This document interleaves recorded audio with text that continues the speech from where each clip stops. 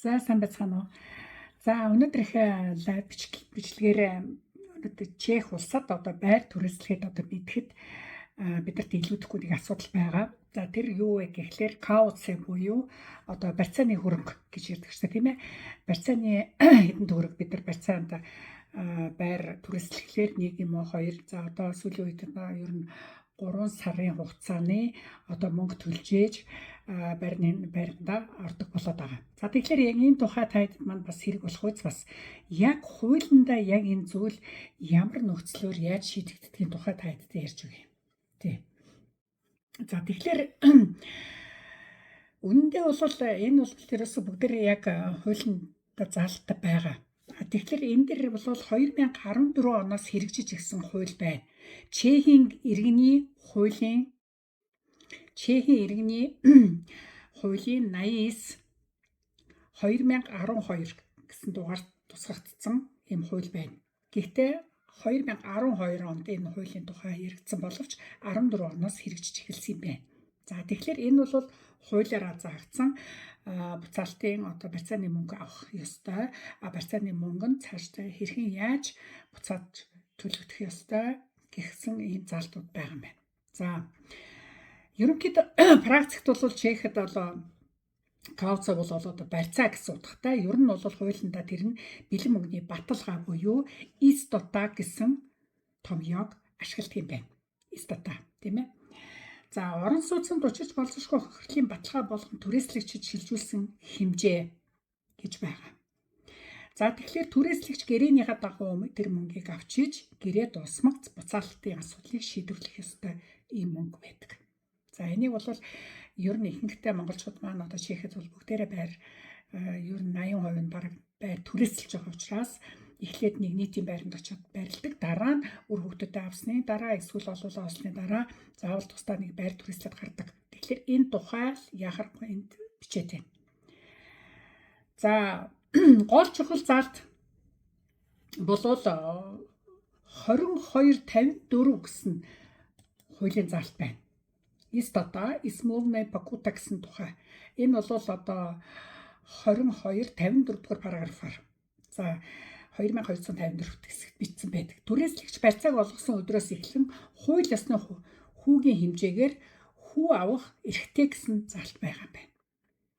За тэгэхээр бид нар ер нь тэр болгон одоо түрээссэн байранд ороод гарахтаа тэрнийхээ нөгөө нэг барьцаалуулсан нийт дүнгээсээ хүү авч мэддэг болоогүй гэдэг дээр л энэ дэр асуулт гарч ирж байна. Тийм баг үз. За жишээ нь одоо нэг хүн 50,000 крон барьцаанд өгөөд 2 сарын байрны барьцаа өгөөд байранд орлоо гэж бодоход тэр хүн буцаад одоо 1 сар болоод гарах уу эсвэл 10 сар болоод гарах уу эсвэл 10 жил болоод гарах уу эдрээс шалтгаалаад ерөнхийдөө энэ мөнгөнд бол 50,000 крондоо бол авсан өгсөн өдрөөс эхлээд одоо хүү бодож авах юм нөхцөл бас байдаг гэдгийг ойлгох хэрэгтэй. За 3 дугаарт гэрээнд хүү буцаахгүй төлөхгүй гэсэн заалт бичиж болох уу гэж асуусан байгаа. За энэ дээр бол их чинь ерөнхийдөө бол тэр нэг сайтнаас яг кауцын тухай одоо Чехийн аль бизнес сайтаас би энэ нэг орчуулж таадтай ярьж өгч байгаа. За тэгэхээр энэ дээр бол юу гэсэн гэхэлэр гэрээнд практик яг үнэн практик дээр бол барьцаа корон бол хүү олгохгүй гэж ихэнх гэрээнүүд дээр бичигдсэн. Бүр хүүгийн тухай тэр нь огт бичигддэггүй гэж байгаа. Эсвэл бичигдсэн ч хүү олгохгүй. Тэгэхээр энэ хэрвээ тэгж бичигдсэн байх юм бол мэдээж хэрэг түрээсэлж байгаа хүндээ илүү ашигтай тий вариантаар бичигдэж байгаа. За тэгтэл яг түрээсэлж байгаа хүндээ болохоор 2235 гэсэн 2235 гэсэн параграф бас байдаг байна. За тэр параграфтаар болохоор 2235 гэдэг параграфаар болохоор түрээслэгч нарын хамгаалах одоо юм заалт тэнд байдаг юм байна. За тэгэхээр энэ дээр түрээслэгч яадгүй гэхэлэр түрээслэгчийн эрхийг хязгаарласан алимаа нөхцөл байх ёсгүй. Түрээслэгч хэрвээ тэр гэрээн дээр янз бүрийн заалт байхгүй бол тэрийг нэмж оруулах одоо хүсэлтийг гаргах бүрэн боломжтой гэсэн ийм нөхцөл байд юм байна. За тэгэхээр бид нар хэрвээ байрныхаа гэрээг уншаад янз бүрийн тийм заалт байхгүй бол бид нар одоо энэ дээрээ ийм заалт нэмж оруулмаар байна гэсэн саналыг хэлэх хэрэгтэй гэсэн үг. За хуульд хүү бодох талаар дурдсан боловч тодорхой хэмжээд заагаагүй байдаг юм байна. За хадгаламжийн одоо хүү хэмжээ байхгүй л гэсэн үг байхгүй юу?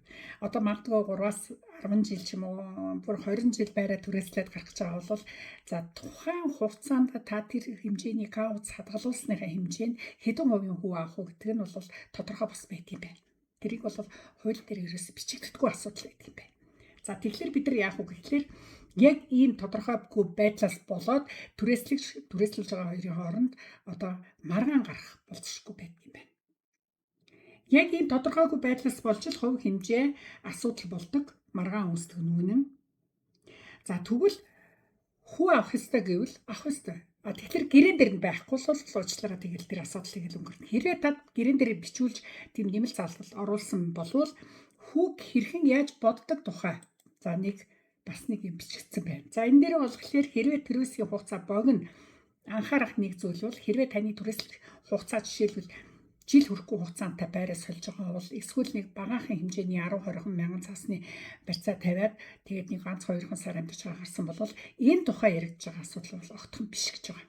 За тэгэхээр яах ёстой гэхээр бид нар маш урт хугацааны гэрээ за дор хаяж 5-аас 10 жил байж болж л таараа тийм ээ мөн маш их хэмжээний барьцаа өгсөн нөхцөлд яригдах асуудал гэж ингэж бичсэн байна.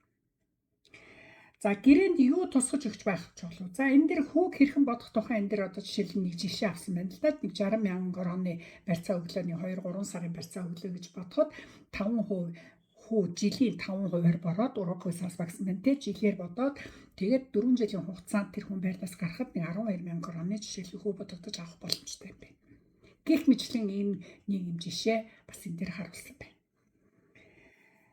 За гэрээнд юу тусгаж өгч байх нь чухал вэ? За энэ бол бидэрт одоо маш их мэдхэд хэрэгцээтэй юм. За тэгэхээр гэрээнд бид нар юу тусгах ёстой вэ?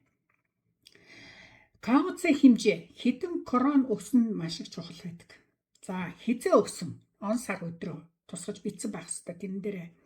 За хэмжээ хүү тооцох тухай энийг бол одоо маргаанаас болгоомжлох асуудал тийм ээ. За хизээ өснө нь хамгийн гол нь яагаад бичих ёстой гэхээр хувиа тий яг өсөн өдрөөс эхэл тооцох ёстой учраас тийм ээ энэ хугацаа маш их чухал байдаг байна. За дараагийн асуудал түрээс төлөөгүй эсвэл гэмтэл тооцох асуудал дээр одоо янз бүрийн ямарваа нэг эрсдэл одоо гарах одоо хохирол гарах нөхцөл хэрхэн яаж бодох тухай тэр гэрэн дээр заавал тусгагдсан байх ёстой юм байна. За дараагийн асуудал мөнгө авч өгөлцөх хугацаа тодорхой байх данс. Тийм ээ. За тэгэхээр сар болгоны 15-нд, сар болгоны 30-нд ч байдаг юм уу? Энэ ихэнх нөхцөлд манай монголчууд маань яг цалин авдаг өдрөөсөө эхэлж тооцож энийг хийх ёстой юм шүү. За тэгээд бас нэг чухал юм. Байранд орохоос өмнө заавал зургаар баталгаажуулж тухайн байр та нарыг орохоос өмнө ямар нөхцөл байдалтай байсан, хан туурга нь ямар байсан, гэрэл чийд нь ямар байсан, шкаф шүүгээ хэрвээ тавьжахтай бол тавилгууд нь ямар байсан гэдэг баталгаануудыг заавал зургаар баталгаажуулж хавсралт хийж өгч явах хэрэгтэй. За ийм гэрээнд тусгаж өгөх ёстой чухал зүйлүүдийг энэ дээр бас хэлж өгсөн байна. За тэгээ хамгийн сүүлд бол гэрээгээ бол та хэд маань Борцон Смлова, Наймная Смлова тэ хамгийн сүүлийн одоо Наймная Смлова Кауце гэдэг нөхцөл дээр ажиллая. Одоо гэрээ байранд орохдоо энэ гэрээнийхээ одоо нөхцөлийг маш сайтар шалгаж өөрөө хэл сайн мэдэхгүй бол орчуулагчаар орчуулж эсвэл орчуулга хийж өгч байгаа байр олоход ч олж байгаа хүнээрээ маш сайн энийг лавлж тодруулж ээж хамгийн сүүлд гар үсэг зурхыг би та хэдтэй зөвлөх байна. Хагас дутуу боловсруулсан гэрээ, хагас дутуу ойлгосон гэрээн дээр гар үсэг зурчид дараа нь гарах нөхцөлд янз бүрийн асуудал маргаан гарахад яг гэрээн дээр байгаа нөхцлөөрөө л чихүүд асуудлыг шийдвэрлэнэ. Хуульшгүй байдаг. Тэр яг тэр гэрээн дээр хэрвээ ямар нэг заалт байхгүй бол тэгээд тэр асуудлыг шийдэхгүй гэсэн үг. Хэрвээ яг гэрээн дээр нь яс бүх хэрэгцээтэй юм асуусан юмнуудаа оруулж өгч чадвал таны гэрээ маш чанартай гэрээ боллоо гэж ингэж үзэж болох юм. Тийм ээ. За тэгээд энэ дээр нэг анхаарах юм байрны түрээслэгч хүн маш ёс зүйтэй яг хуулийн дагуу Чех улсын улсын уул ёсны дагуу нэгчээр 10 цагаас хойш янз бүрийн асуудал гаргахгүй, хан туурга нэвдэхгүй, янз бүрийн айл шавьяачгүй, юм хүмийг нэвдэхгүй тэгээд цаг тухайд нь түрээсээ түлээд явж байгаа цагт ерөнхийдөө маргаан болсныг гардаггүй. Хэрвээ та эрхний үүргийн биелэлтийг бол маш гэрээгээ зөрчсөн асуудал гарах юм бол байрны эзэн байрнаас гаргах буюу ямар нөхцөлтэйгээр яг гарах ёстой, ямар хугацаанд гарах мэдээлэл өгөх ёстой, энэ тухай би та хэдтэй дараагийн лайв дээр ярьж өгнө. За энэ удаа энэ лайвыг та хэдтэй хүргэхээр ингэлээ. Тийм болохоор та хэд маань илүү дэлгэрэнгүй, илүү цааш нь сайн ойлгохоор болвол та хэд маань би одоо бүх хуулийн заалтуудын зургаар тавьж өглөө, та хэд маань энэ зургуудыг үзээд ингээд судлаарай. За та нартай амжилт хүсье. Баяр таа.